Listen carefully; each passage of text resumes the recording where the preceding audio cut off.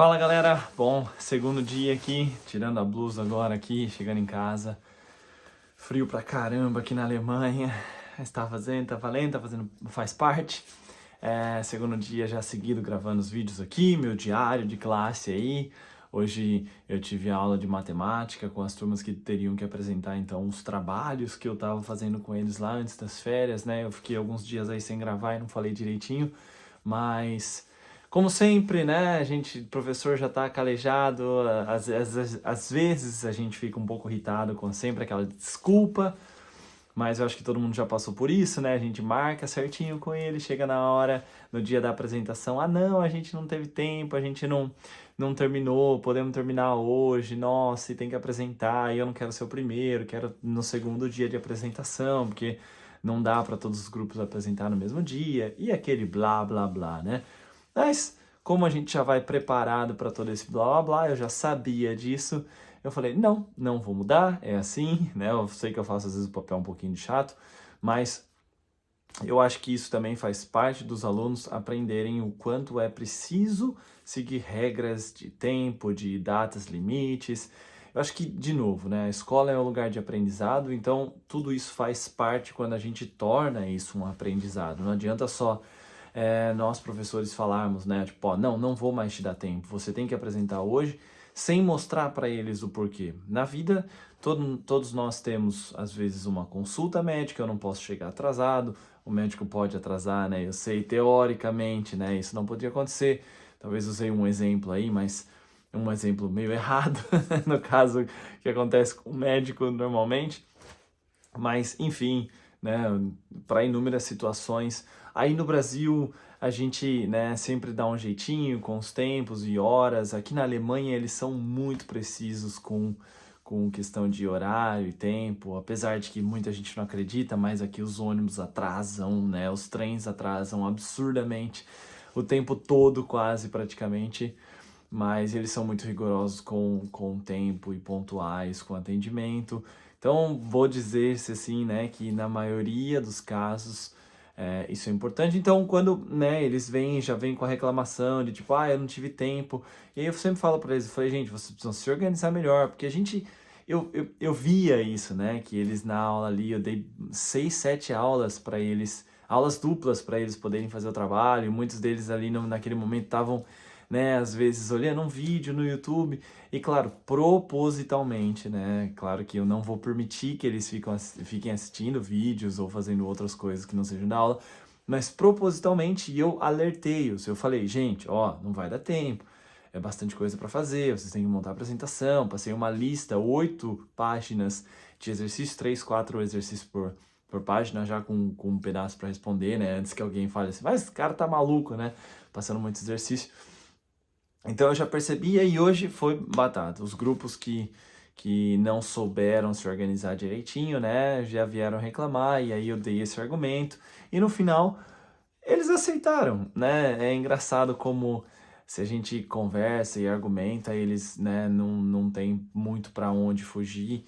E eu acho que vale a pena nós, como os professores, também insistir, né, nessas coisas. Eu, professor de matemática, ensinar organização de tempo, cronograma, e a gente deixar, né, nós sabemos, né, que muitas vezes as pessoas olham para uma pessoa futuramente e falam assim, a culpa é do professor lá de matemática. Então, como eu não quero que isso aconteça com os meus alunos, eu estou tentando, na medida do possível, fazer o melhor que eu posso para eles, né?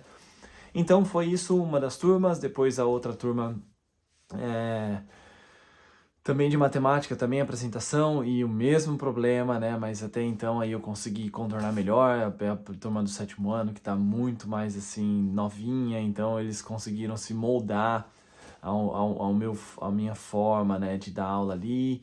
E até hoje aconteceu algo legal que uma outra professora entrou na minha sala enquanto eles estavam ali montando, terminando de estudar um pouquinho a apresentação, porque eu falei para eles, ó, 30 minutos, 40 minutos para vocês conversarem depois das férias.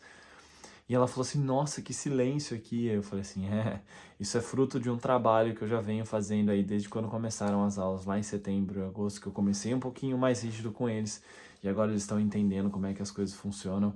E foi legal ter esse feedback espontâneo dela quando entrou na sala, porque eu senti ali que tinha realmente, tipo, um espanto de saber como aquela sala tava quieta comigo. E é assim que eles aprendem, né? Num ambiente desorganizado, bagunçado, onde muita gente falando, conversando, brincando, não adianta, né? Tipo, não, por maior que seja a concentração, a pessoa pode ser um alienígena em concentração, ela dificilmente vai conseguir absorver 100%. Isso não sou eu que estou falando.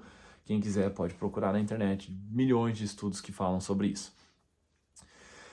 Para finalizar o meu vídeo, né, eu tô lendo um livro, Nunca é a Hora de Parar, do David Goggin, eu não sei nem como é que fala o nome dele, é um americano que ele, né, tinha tudo para dar errado, isso ele contando no livro, tinha tudo para dar errado, e ele fez tudo para dar certo, mesmo quando tudo na vida faça com que ele, né, as coisas deem errado para ele, ele tá sempre pensando positivo e fazendo coisas positivas para tentar, né, trazer para ele coisas melhores.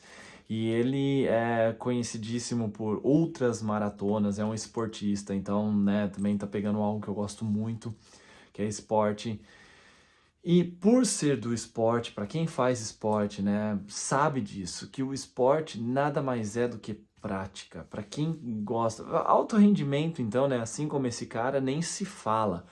Mas para quem gosta de competir um mínimo e quer ganhar, não tem o que fazer a não ser treinar, a não ser pôr a mão na massa e repetir, e repetir, e repetir o exercício até, né, que ele consiga, ou que você consiga aí aprimorar suas técnicas para poder jogar melhor, seja lá qual for o esporte, né, que a gente está falando, tudo depende de prática e treino.